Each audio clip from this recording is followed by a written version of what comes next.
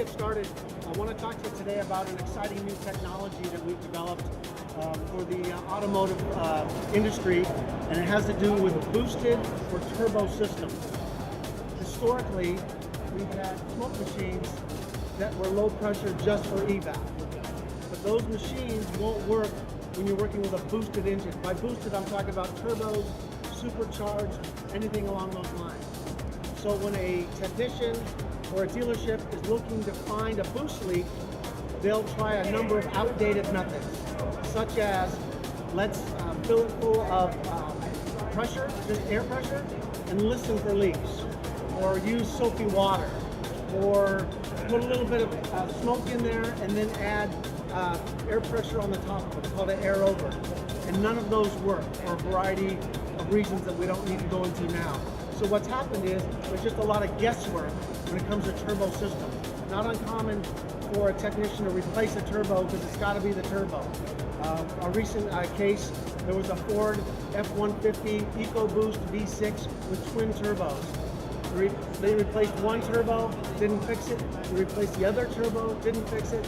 Turned out it was an exhaust leak with a metal a gasket. And when the high pressure went through there, it made a sound like a bad turbo. So this takes all the guesswork out.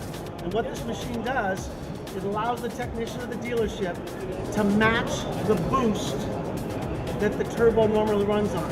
So instead of getting in the car, driving around and trying to listen for a leak, the vehicle's in the bay, the engine's off, and it's like doing a stress test where they put you on the stress machine and they put those monitors on your heart. That's what we're doing to the engine. So in an engine like this, let's say it has 17 pounds of boost, the technician can match that boost. Show us how you adjust the pressure. So we adjust the pressure to say, in this case, this is 5 psi, just to start at 5. And turn the smoke on. And there we see the smoke coming out. So now the other problem between doing the technology of making the equipment is how do we get it in? We've got these specially made adapters that fit the vehicle. Here's a sample of one right there. This fits all of GM's one group of turbo vehicles. There's other adapters that we made. So let's put that in the system. Go ahead and release the pressure. And what you'll find, there are leaks that you'll see at 5 psi, and you won't be able to see at 15 or 20. There's other leaks that you see at the higher pressures, and you can't see at the lower numbers. So you can't find this leak with a typical smoke machine. It's very hard to listen for that leak. So for many years, people have tried different ways, and this is the only way to absolutely 100% find those leaks. And the beauty is, it's testing the whole system. It's not just the turbo, it's the charged air cooler, it's the fittings, the hoses, everything. So it's one way of testing the whole system all at once.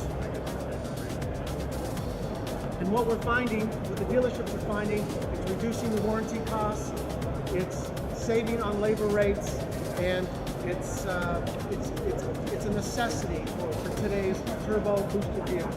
So it's making a big difference, and we're seeing dealerships really saving some time on that. Okay, any questions, comments, concerns?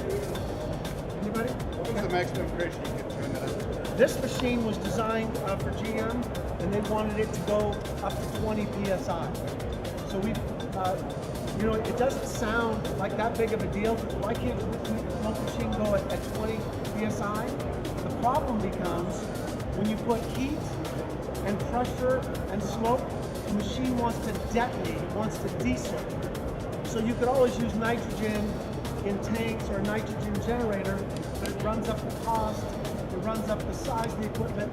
We've come up with a way, and we've patented, applied for patents in the US and international, because we're able to do that with just regular shop air.